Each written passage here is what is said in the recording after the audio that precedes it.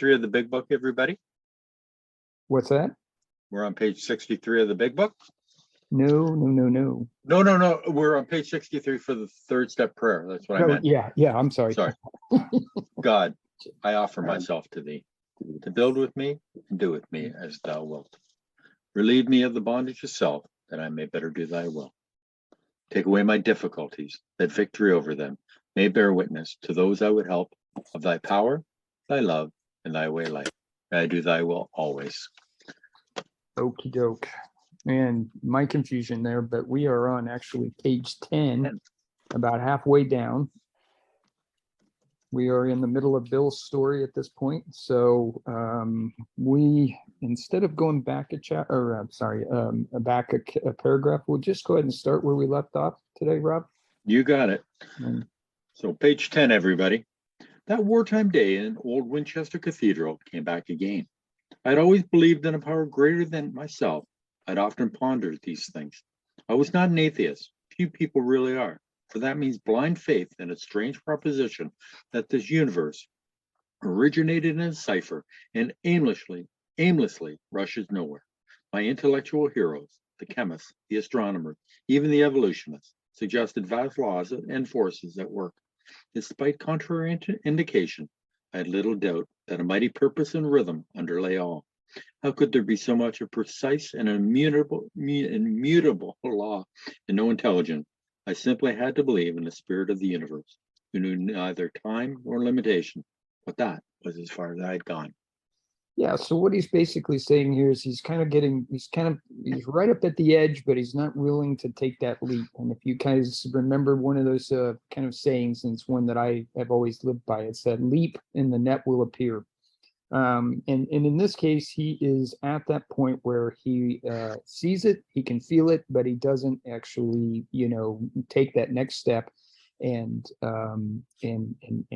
fully embrace it. A couple of things I highlighted at the very beginning here. I had always believed in a power greater than myself. And I think that there's a lot of truth to that.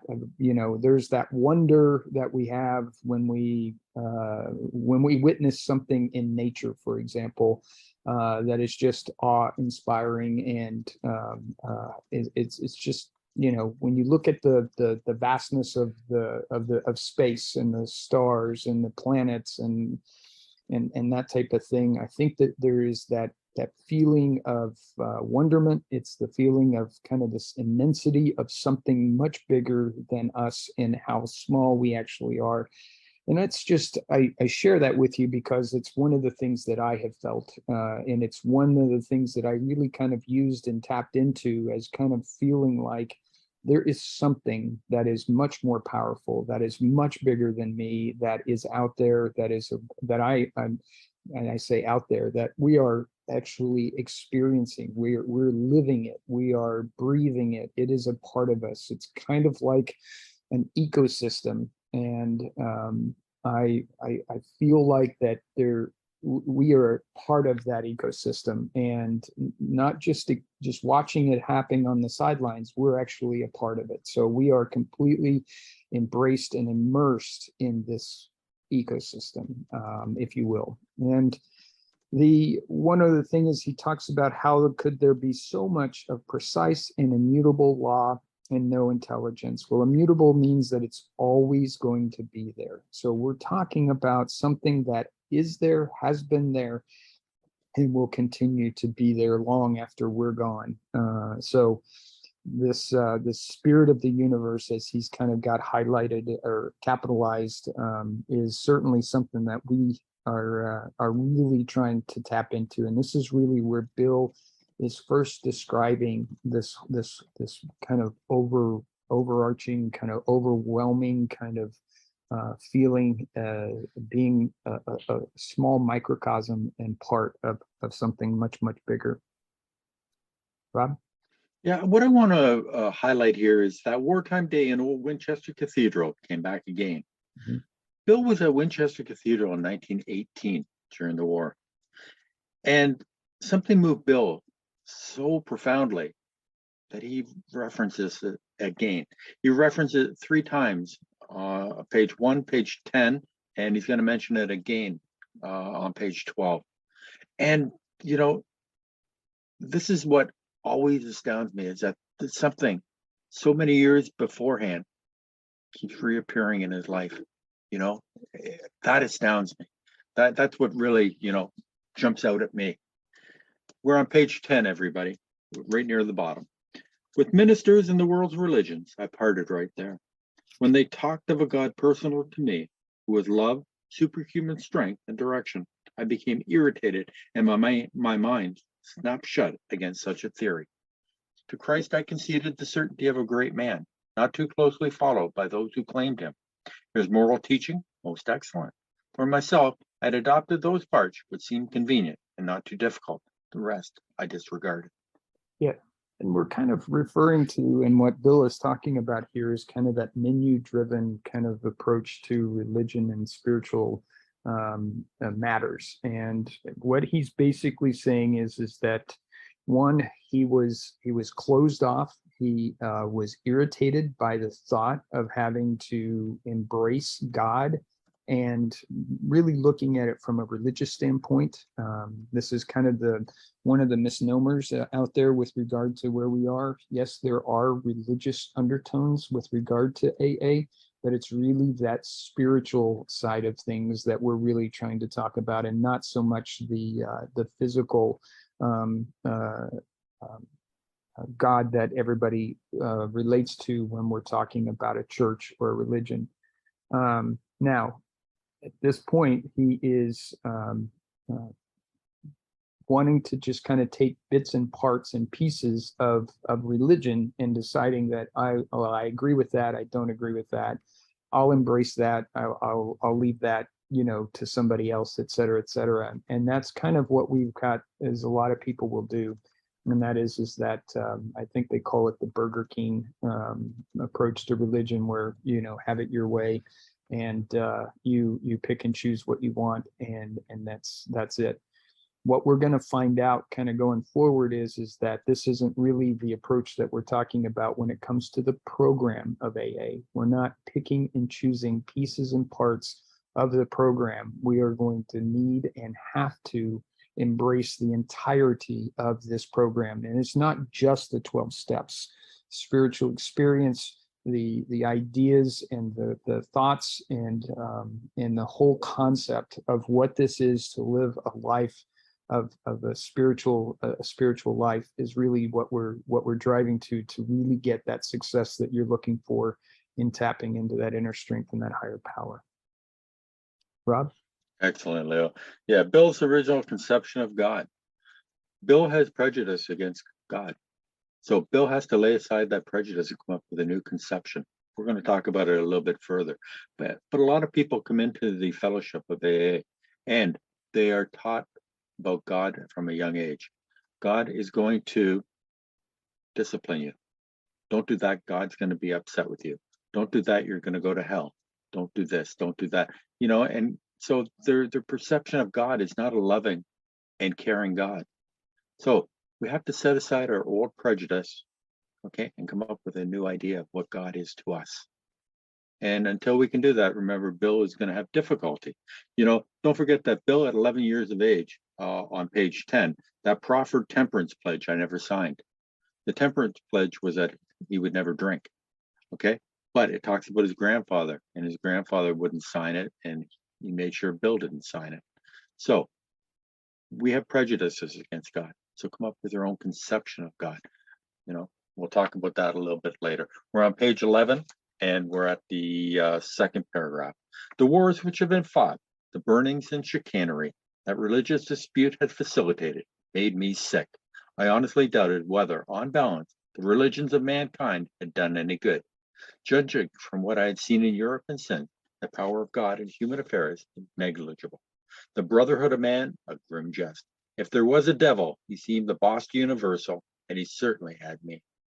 Yeah, he's got a pretty dim, kind of dark view of God and religion, and it's really kind of looking around and thinking in terms of the things that man has done and mankind has done, which is kind of the ugliness of what we are capable of doing. he in some manner or fashion here is kind of looking at it that, well, if there really was a God, then these things wouldn't be happening. And that usually gets people really riled up and really turned off when it comes to that. And obviously he refers back to the devil, and he being boss universal, meaning that who is really in control here is a dark force as opposed to God.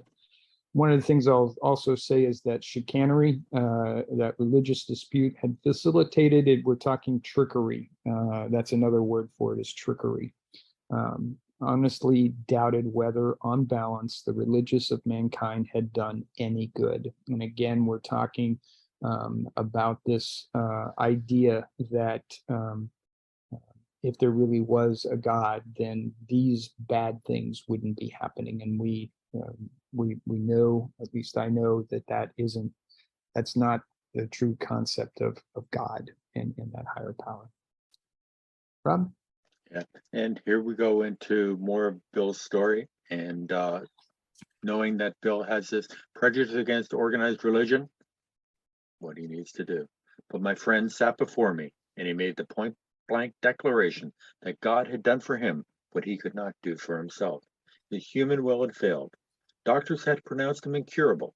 Society was about to lock him up. Like myself, he had admitted complete defeat. Then he had, in effect, been raised from the dead, suddenly taken from the scrap heap to a level of life better than the best he had ever known. Yep. And really, that's what Rob had said it right at the very beginning, is just his concept and his kind of bewilderment that he is looking at his friend as admitted complete defeat. It's a process, and it is at that time where we're going to have to find ourselves on our knees praying to a higher power, and really embracing this powerlessness and this absolute defeat, in that you are finally finished with the consequences, finished with the lying, the hiding, the guilt, the remorse. All of the negative things that happen in your life and are caused by drinking and alcohol are going to have to be laid aside. That he is not willing at this point to go through that. And at this point, he's kind of looking at this almost with a bit of disdain with regard to the fact that his friend is admitting what he did, and kind of, again, he's kind of bewildered by the whole concept of it. Rob? Yeah, here we're talking about a spiritual program, not a religious. And the difference is that religion have certain, the Catholic religion, the Muslim, you go on, and they have things that you need to do. Spirituality is totally different in the fact that, you have a belief in something more powerful than you. Remember what our problem is: lack of power, which we'll talk about later on. Religion is for people that don't want to go to hell. Spirituality is for people that have been to hell and don't want to go back. So had this power originated in him? Obviously it had not. There would be no more power in him than there was in me at that minute, and this was none at all. That floored me. It began to look as though religious people were right after all. Here was something at work in the human heart which had done the impossible. My ideas about miracles were drastically revised right then. Never mind the musty past. Here sat a miracle directly across the kitchen table. He shouted great tidings. Yeah, he shouted this news, the great tidings, this news. He had this power originated in him. Obviously, it had not. This is the reference to this no human power can overcome where you are in your attempts to stop drinking and recover and live a sober life that is a spiritual one. There'd been no more power in him than there was in me at that moment, and that was none at all. And that floored me. So back on page 568 at the bottom here is that there is a principle in which is a bar against all information which is proof against all arguments and which cannot fail to keep a man in everlasting ignorance. That principle is contempt prior to investigation. And what we're seeing here with regard to Bill is that he is actually opening his mind. He is accepting this concept, at least at face value, to begin his exploration of it and his ultimate of and ultimately embracing it.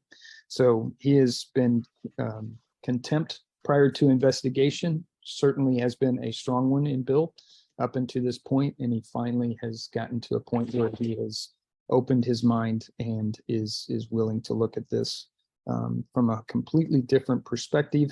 And the idea about miracles were drastically revised right then. All of a sudden, a light is coming on. Rob? Yeah. Now remember, this is his buddy, his childhood friend, Ebby Thatcher, who came to visit him. He sat across from him at the kitchen table.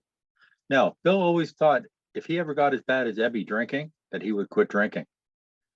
That's why when he sees this man sitting across from him, he can't believe it. He pushed the drink his way and he didn't want it.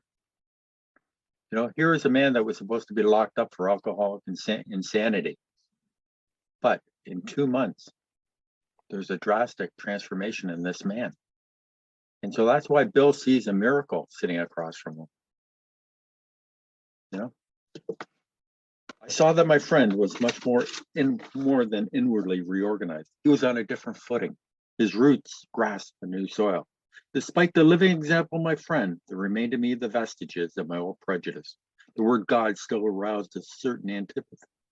When the thought was expressed that there might be a God personal to me, this feeling was intensified. I didn't like the idea. I could go for such conceptions as creative intelligence, universal mind, or spirit of nature, but I resisted the thought of a czar of the heavens, however loving his sway might be. I've since talked with scores of men who felt the same way. My friend suggested what then seemed a novel idea. He said, why don't you choose your own conception of God? Yeah. There you go, Leo. Yeah. Thought I'd throw that last bit in for you. You did, and that's great, because that really ties everything together with these last three paragraphs, if you will. And it's really, we go back to the doctor's opinion. The message here should have depth and weight. And I'm trying to really kind of enforce what we're talking about here. And despite the living example of my friend, there remained in me the vestiges of my old prejudice. I mean, he's still, you know, at this point, he's still holding on to some of those prejudices that he had against religion and the concept of God as it is a religious God, and not what we're talking about here, where we're talking about his own conception of God, meaning his higher power, and one that kind of as it comes from a spiritual standpoint. I didn't like the idea. And he's struggling with that. I could go for such conceptions, and now what he's saying is well, I don't like this, but if I was able to, you know, think of a creative intelligence or a universal mind or the spirit of nature, and czar of the heavens, something like that he could actually kind of grasp and embrace, he thinks that he can, at that point, you know, he can accept that, which is really a revelation here for all of us. It is that point in time where you finally start to stop, well, you stop fighting, you stop holding on, and you reach that level of desperation, as I've kind of referred to, and you are ready to accept this kind of spiritual concept, this higher power. And you got to let go in order to do that. Remember, I said, leap and the net will appear. That's a willingness there to actually let go and let that embrace you and envelop you, and you become a much more in touch part of that ecosystem that I was talking about. Rob? Yeah, beautifully put, Leo. You know what? Your old ideas, old prejudices don't work. We have to come up with a new conception. So on page 12, everybody, and I'm going to read that again. My friend suggested what then seemed a novel idea. He said, why don't you choose your own conception of God? That statement hit me hard. It melted the icy intellectual mountain in whose shadow I had lived and shivered for many years. I stood in the sunlight at last. It was only a matter of being willing to believe in a power greater than myself. Nothing more was required of me to make my beginning. I saw that growth could start from that point. Upon a foundation of complete willingness, I might build what I saw in my friend. Would I have it? Of course I would. Yeah, a couple of things here. There's no one is why don't you choose your own conception of God? And then that statement hit me hard. Bill had been so turned off, so rigid in his kind of approach to religion that he had essentially said, I'm not interested. Don't bother me. I've got things to do over here. And in this case, he basically kind of has this light bulb of coming on impact type of experience. And all of a sudden now it was only a matter of being willing to believe in a power greater than myself. Nothing more was required. Kind of referring to this, and we're kind of going through Bill's kind of process here. That's a reference to step 2, just so that you have that kind of idea here. And nothing more was required to make my beginning. That's it. A willingness to believe in a power greater than yourself is really all that's required. And this is a concept that really has to be driven home. If you're a sponsor for a sponsee, for example, this is one of those moments where you sit down and start talking in terms of, do you truly want this? If so, this utter letting go and accepting that there is something greater than you and embracing that and letting it envelop you is a critical point in everybody's growth and beginning here with regard to their own recovery. And upon a foundation of complete willingness. There is a lot of absolutes in here. And that's an important thing to get to. And the last but not least here is that would I have it? Of course I would. And that's another kind of reference to step 3. So we basically here looking at Bill's going through steps 2 and 3. He's already, admitted that he's powerless over alcohol. And now he's kind of in this conversation, he's actually having a real experience with step 2 and step 3. Rob? Yeah. And don't forget that Bill was in World War I. The horrors that he probably saw. These things, we talk about today PTSD, back in the First and Second World War, people didn't talk about PTSD, and but the horrors that you to see young men, die, and to see some of the horrors, and Bill's going, if there is a God, why isn't he doing something about this? Trying to come to grips with that. We talk about Winchester Cathedral and how much of a spiritual experience he had when he was there, but the horrors, then, he builds up a good life for himself, and then the stock market crashes and everybody loses their money. Bill worshiped money. He strived to make money, and then all of a sudden the structure gets ripped down. Remember, willingness is the foundation, okay, that we build things upon. We start with willingness, then with belief, and then comes faith. Belief is that something could happen. Faith is that it will happen. So we're trying to build. We're always trying to grow in this program. Sometimes they talk about the growth steps, 10, 11, and 12. Okay. Some people say they're maintenance. We maintain it. To me, we're always trying to get better. I'm never going to be perfect. I'm always trying to grow, to get better all the time. To that my relationship with my higher power, it gets stronger. So, page 12, everybody. Thus, I was convinced that God is concerned with us humans when we want him enough. At long last, I saw, I felt, I believed. Scales of pride and prejudice fell from my eyes. A new world came into view. Absolutely. And then thus I was convinced that God is concerned with us humans when we want him enough. And that again is a reference to that powerlessness and giving yourself over to this spiritual kind of experience and coming to this humble willingness. He talks about willingness again. This is another way of saying humility.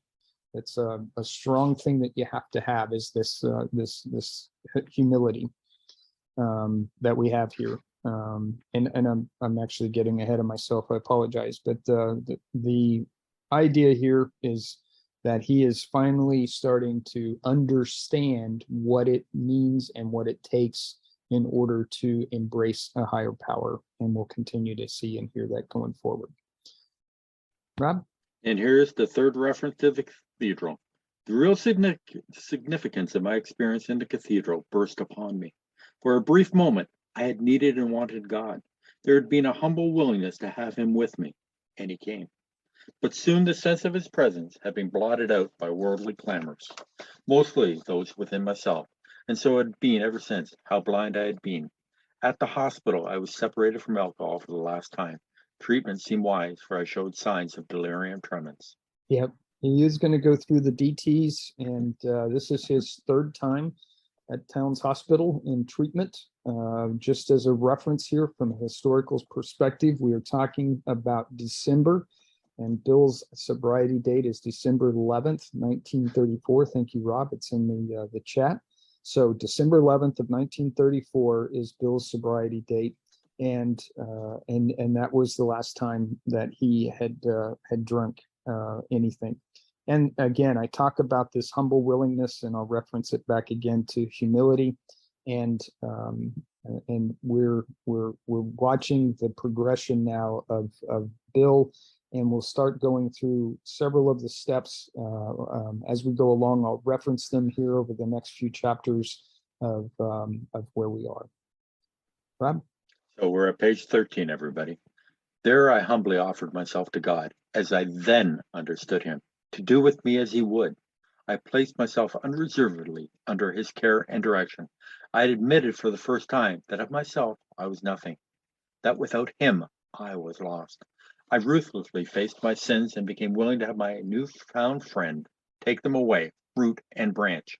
I have not had a drink since. Right. So a couple of things that are going on here. He's offered myself to God as I then understood him. So this is his higher power, not anybody else's.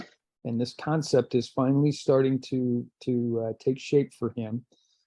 He placed himself unreservedly under his care and direction. Again, we've talked about this absolute here, where you've got to be willing to just let go and let this higher power take control and essentially help guide you.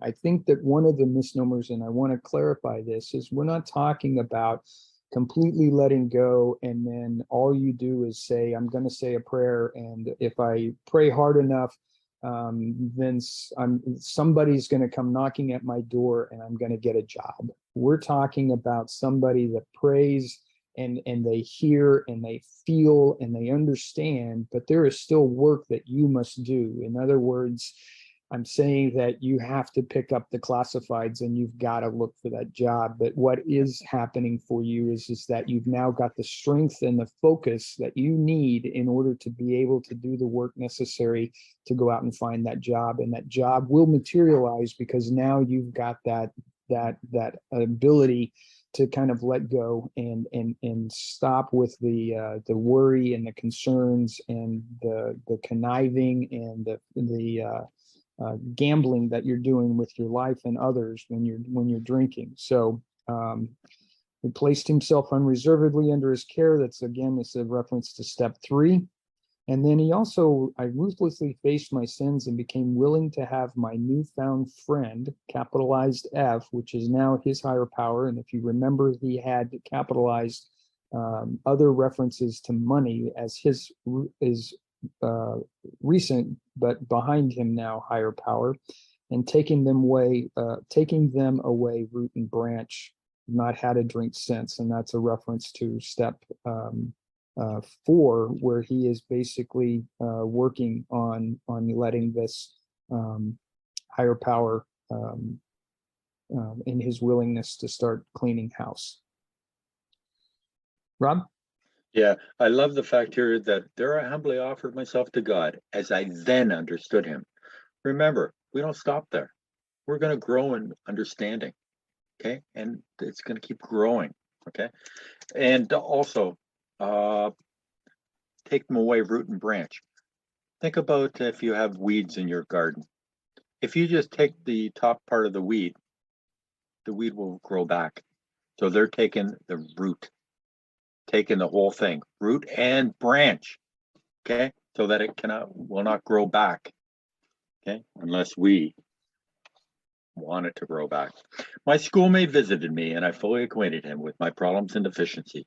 We made a list of people I had hurt or towards whom I had felt resentment. I expressed my entire willingness to approach these individuals, admitting my wrong.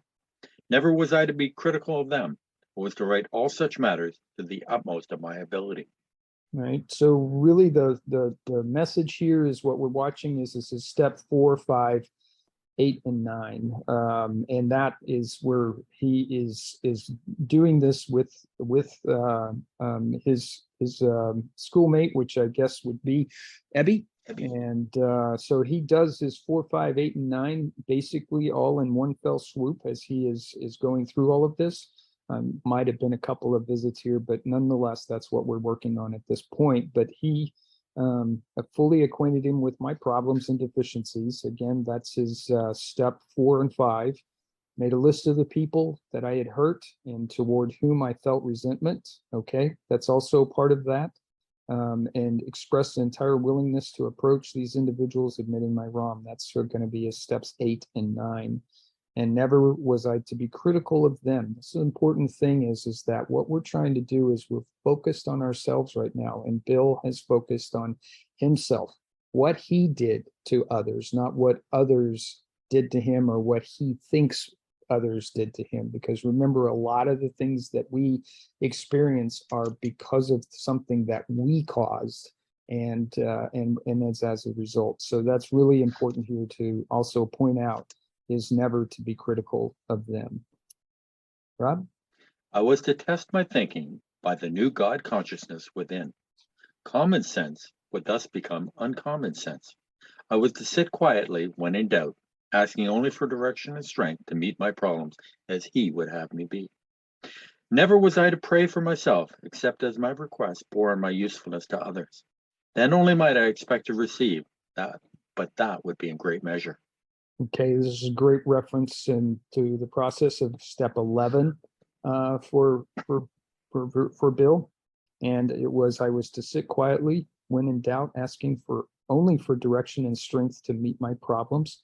Again, basically, we're talking about that evening where you kind of review your day and then try and figure out where you might have had a deficiency or something that didn't go quite right. And you're now going to think about how you might right that. And then the next morning, where you're going to be praying and contemplating what was the next right thing to do. And in that case, that's when you get the information that you require in order to be able to make those right decisions and to go out and help others. And there's another thing here. Never was I to pray for myself, except as my request bore on my usefulness to others. That's part of this also. You have to focus on what you're doing for others. It's this giving and this working with others that we're talking about that's so critical to the success of recovery.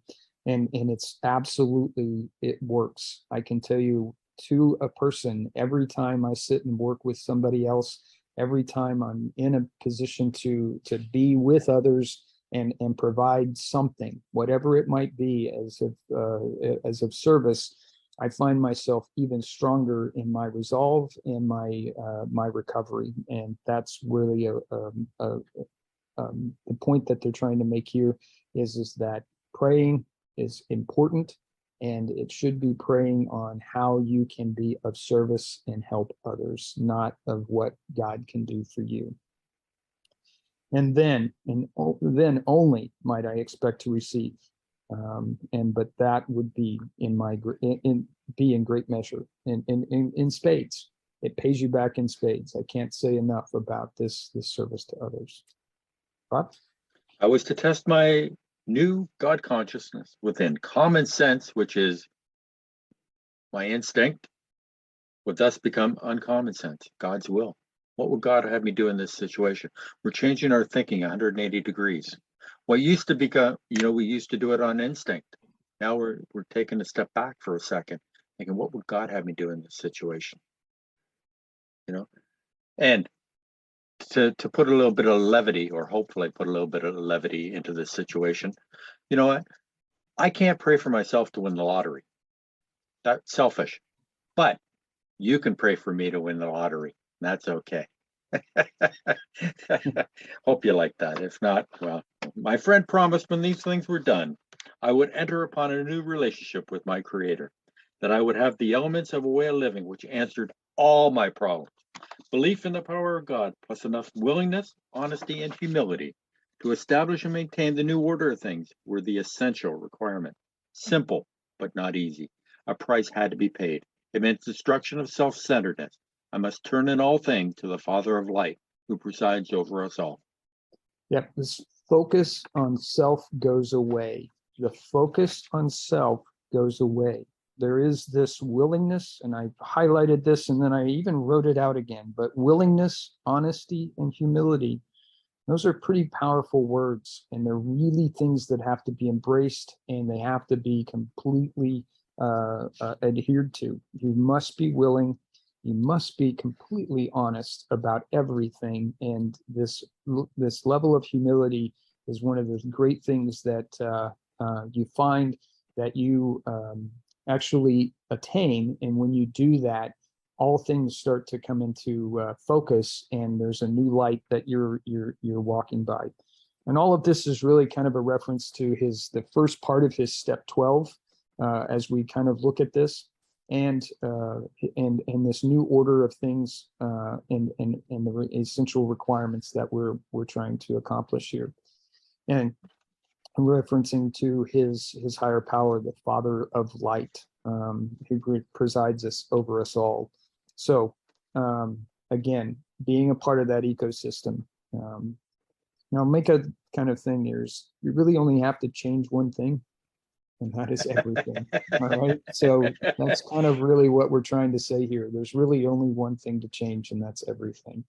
And it's easier said than done. There is a lot of work that has to come with it, but it does get easier and easier over time as you continue to practice and allow yourself to be of service to others, and to be have that sense of humility when you're working and doing the things that you need to be doing. Rob? Plus enough willingness, honesty, and humility to establish and maintain the new order of things. One of the first things we gain when we come into the fellowship is humility. We say to ourselves, I don't know how to get over this. I haven't been able to solve the problem myself. So we come in with humility. And one of the first things that happens when people go back out, they lose that humility. They think they know what to do this time. And we have to trust and rely on a higher power, God, in order to keep us going. These were revolutionary and drastic proposals, but the moment I fully accepted them, the effect was electric. There was a sense of victory, followed by such a peace and serenity as I had never known. There was utter confidence. I felt lifted up as though the clean, clear wind of a mountaintop blew through and through. God comes to most men gradually, but his impact on me was sudden and profound. Yeah, and this is Bill's spiritual experience. He is one of those that has this overwhelming, immediate, kind of bright light kind of experience. I reference myself, as I was explaining earlier today. My spiritual experience kind of came over time. It was kind of I had to kind of step into it and kind of walk with it for a while, kind of get used to the feeling of this kind of new pair of shoes and a new suit, for example, kind of thing. And I wasn't comfortable with it in the beginning, and I was still fighting it. There was a point in time when I finally let go, and I remember I was in my garage. I had just this overwhelming kind of, I was finished. I gave up. I had to stop fighting. I had to stop lying. I had to stop hiding. I had to get rid of this guilt and remorse that I was feeling, and it became this overwhelming kind of thing. But I just had to let go of all of that. And when I did, there was kind of an enlightening kind of experience that I had. So if you want to say I had an immediate spiritual experience, I would argue that I finally had the last piece or brick went into the foundation, and it finally took shape. That was what I was kind of got to, because I had tested the waters. I had been able to stop drinking for a period of time. I had been able to test and figure out what had happened or what I was doing to others and myself with regard to my drinking. In Bill's case, and back to the book here, just as because I kind of digressed a little bit, his spiritual experience had been immediate, and it was overwhelming. It was one of those that brings you to your knees, tears to your eyes, and this kind of like, I finally get what is going on here. And it was this just overwhelming sense of wellness, goodness, etc. And that's really what they wanted to have here. He has this kind of bright light experience, and that was immediate for him. Rob? Yeah, for most of us, it's such a gradual experience that we don't even realize that it's happened, that we have become God conscious. But it's the people around us that have noticed a difference.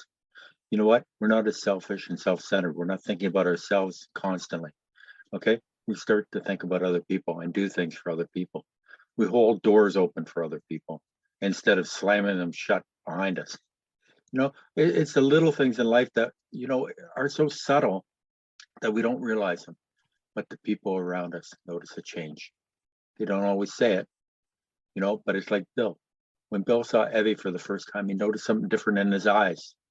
Something had changed. He didn't know what it was, but something had changed. What happened is that Evie had found religion. He had found God, found his higher power. He wasn't thinking about himself all the time. Something about his eyes, and that's the whole thing. Most of us wish that it was a profound white light experience, because then we could say, oh, that was God. But when it becomes on us slowly, and then we realize, wow, I'm not thinking about myself all the time. Mm-hmm. Okay. And I keep asking God, what should I do in this situation that I'm not sure what to do? It's a whole change of thought and actions. Finally, he shook his head. Something has happened to you. I don't understand. Oh, I'm sorry. For a moment, I was alarmed and called my friend the doctor to ask if I was still sane. He listened in wonder as I talked. Finally, he shook his head, saying, something has happened to you. I don't understand, but you had better hang on to it. Anything is better than the way you were. The good doctor now sees many men who have had such experiences. He knows that they are real. While I lay in the hospital, the thought came that there were thousands of hopeless alcoholics who might be glad to have what has been so freely given me. Perhaps I could help some of them. They in turn might work with others. Absolutely. So a couple of things here. So remember that Bill's sobriety date was December 11th of 1934. This moment that he has his spiritual experience and everything kind of comes into focus and in a bright light for himself was December 14th of 1934. And he essentially starts to kind of think he's forward thinking that all of a sudden he's thinking to himself, what I just experienced worked for me, and it certainly can work for somebody else. And so he's already referencing and talking about his step 12, where he's going to take and carry this message forward to others. And we see that here with regard to his concept of perhaps I could help some of them. They in turn might work with others. And so he's even thinking further out than just his helping others, but that those that are helped and have the similar, if not the exact same experience that he had, they turn around and actually carry that message out again and again. So the concept of Alcoholics Anonymous is where I kind of like to reference this, is really starting to take shape, even though he isn't thinking in terms of an organization at this point. He's really only thinking in terms of what he could be doing for others. But we'll quickly find that this whole concept of AA is born out of this. Rob? Leo, you just said something that was so profound. Bill's thinking has shifted so much. He was thinking, what could he do for other people? How many other alcoholics could he help? This book is littered all through it on step 12. You know, keep in mind as we go through the book how often step 12 is mentioned. You know, helping others is a cornerstone of our sobriety. You know, step 12 is so important that we help out other alcoholics. Why? Because it helps us. Remember, you know, as we go through the book, Dr. Bob, Bill was going to go see Dr. Bob. Why did Bill go there? To keep himself sober. By helping another alcoholic keeps us sober. Please keep that in mind and note how often step 12 is mentioned in this book. My friend had emphasized the absolute necessity of demonstrating these principles in all my affairs. Particularly, was it imperative to work with others as he had worked with me. Faith without works was dead, he said, and how appallingly true for the alcoholic. Or if an alcoholic failed to perfect and enlarge his spiritual life through work and self-sacrifice for others, he could not survive the certain trials and low spots ahead. If he did not work, he would surely drink again, and if he drank, he would surely die. Then faith would be dead indeed. With us, it is just like that. The recipe for faith is the open-mindedness and willingness. That's really kind of what we're talking about here in regards to that. He also is emphasizing again this absolute necessity of demonstrating these principles in all his affairs. And we're talking about now, this is the going beyond the program of AA or the 12 steps. We're talking about something much bigger. It's like every day of every waking moment of your life, you're thinking from a spiritual experience and this idea of humility, willingness, and honesty, and this, how do I approach other people? Yes, we're focused on helping other alcoholics, and that is absolutely important. But what we really are talking about here is when you approach anybody, in any situation, you're still living your life in a way that you've never lived it before, and in that is where you find this faith, and in that perfecting and enlarging his spiritual life through work and self-sacrifice for others. It's easier said than done, and we're not perfect. Again, we're going to find out that, you know, you can't look at yourself and say, well, I failed, I didn't do this, I didn't do that. What you basically want to do is say, okay, where could I do something better? And that is that step 11 at night, reflecting on your day. And I'll emphasize this too, is that your step 11 is critical in order for you to accomplish a very successful step 9 and a step 12. All right. So it's that honest humility type of approach to what did I do good today? What did I do bad today, or not as good? Could be, where can I improve on myself? And then that next question is what is the next right thing to do? And that's where you find, you know, time to spend with a particular person that you want to make amends to. Maybe you go back and you talk to somebody that you just maybe were gruff or short with the day before, and talk to them, and or you just make sure that you just don't do that again. That's part of it too, is learning from the mistakes that you made and doing that. And if you really do an honest step 11, you're going to find that's and you live by your step 11 in regards to that. Your step 12s are going to your step 12 is just going to fall into place. You're going to find that you have worked with others, both alcoholics and non-alcoholics. It's critical to be working with alcoholics. So I can't overemphasize that enough, but it is that work with others. And if not, you're going to drink again. And if not, you're going to fail. And that's really the important message here. work, faith without works was dead. Rob?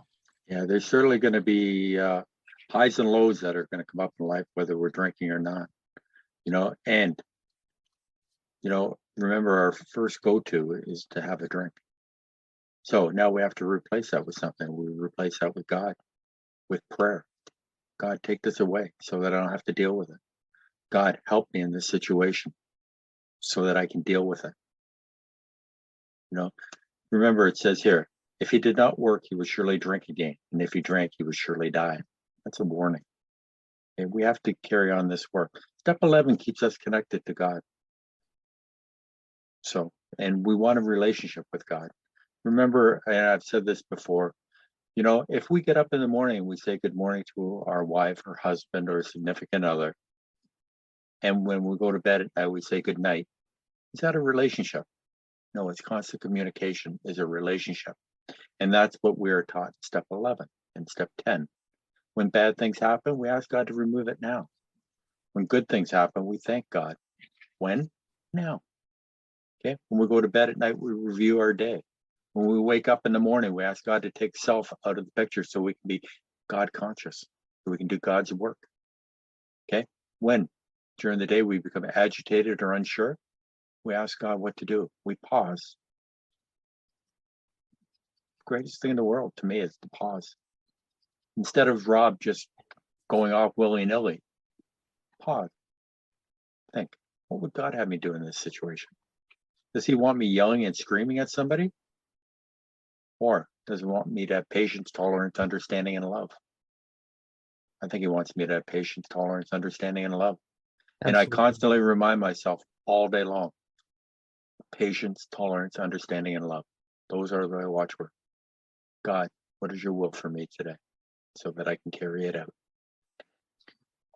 My wife and I, sorry. I was going to say, let's go ahead and have Bill come in. Perfect. And we'll just stop right there. I think there's it's actually a good break point here. And the nice thing is we'll finish Bill's story this next Saturday and start into the next part, which is there is a solution. So, Bill. Yeah, hi. This is Bill, alcoholic from New Jersey. Thanks a lot, Leo. Good job here. Bill's story has a lot of real good information. It's basically got the whole program is included in Bill's story. And what we went through today on page 12, it talks about, it says, why don't you choose your own conception of God? That's probably one of the most important statements that they put in this book. More people have probably been able to go through the steps by using that concept or that idea. You have the right to believe whatever you want to believe, whatever your concept is. You don't have to believe what I believe. I don't have to believe what you believe. All we have to believe is that we're not God. We're not in charge of the universe. Something else or somebody else is, and that's all we have to know. And then it's got Bill doing step 2. This is considered Bill's step 2. It was only a matter of being willing to believe in a power greater than myself. Nothing more was required of me to make a beginning. All you have to do is just believe that there's a power greater than yourself. That's it. That starts you off on step 2. That's all you have to do. There's really no work involved. It's a conclusion you draw in your mind.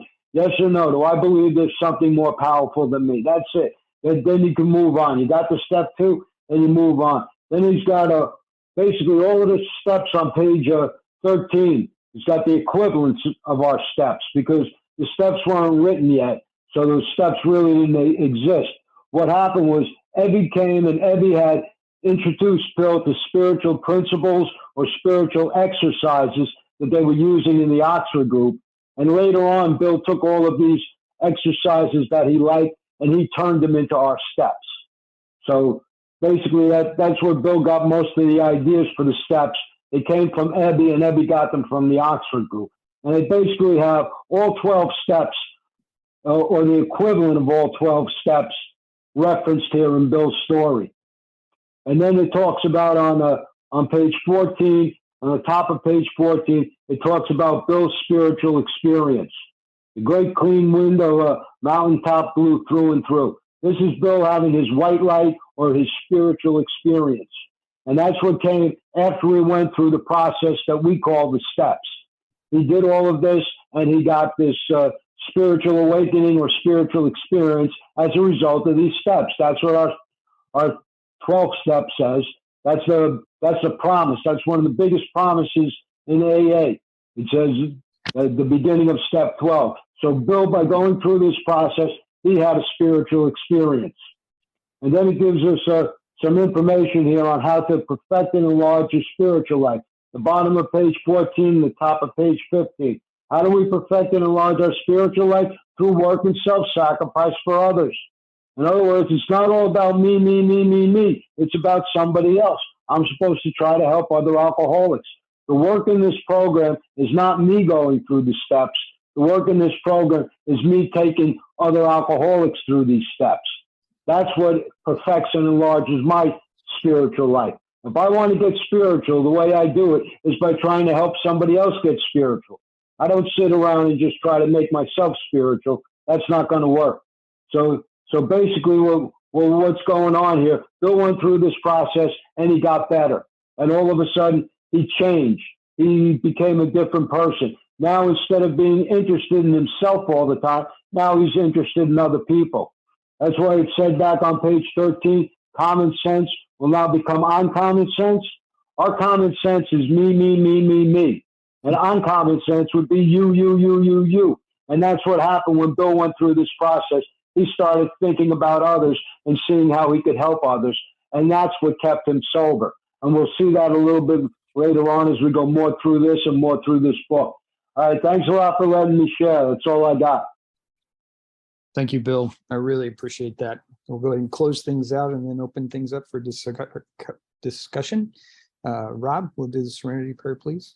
Okay. And Leo, I just want to say that Bill has a Big Book study on Fridays at 11 a.m. Eastern Time, 8 a.m. Pacific. I'm not sure what time it is in Netherlands. I do apologize for that. But it's a great study if you can make it. And we'll close with the Serenity Prayer. God, grant me the serenity to accept the things I cannot change, courage to change the things I can, and wisdom to know the difference.